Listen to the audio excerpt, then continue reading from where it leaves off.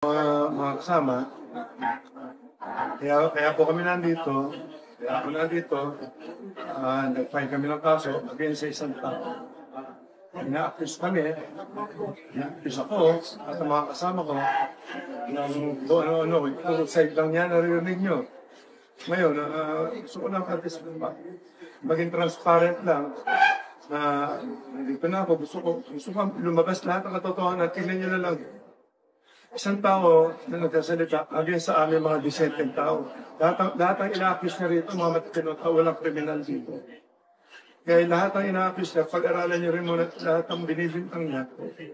Lahat naman, iniimbestigahan niya, hindi naman ng ating kapulisan. Kaya lang, ang sign namin, hindi nila naririnig. So,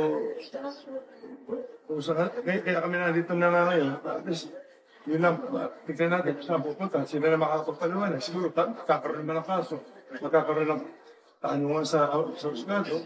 Ang husgado na siguro makakapag-desisyon yan. Kaya lang, inaano pa, masyado na kaming kawawa. Kaya kailangan na ako lumabas. Ano naman sinasabi sa amin? Tignan nyo lahat ng sinasabi niya, may politiko, may mga artista, ano-ano. Pero walang kriminal sa amin. Walang kriminal. So, yun lang masasabi ko lang. So, sinabi niya kahapon na nag-o-offer ako sa kanya ng 300 million na sinusuhulan ko siya. Gusto kong marinig nyo si Atty. Aaron Cruz, siya ang gumawa ng ano na yun, siya magpaliwanag kung paano nangyari yan. Kung sinasabi nila na yung letter na yan, decantation niya, tatawag niya ako. So, yun lang, please lang pakiusap ko lang.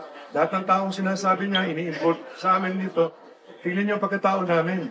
Pero sinasabi niya sila, Celso Salazar.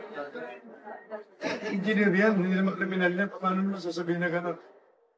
I-involve na ako, gaming lang ako. Saka sinasabi nga, lover boy daw ako. Hanggang doon lang ako, wala na yun.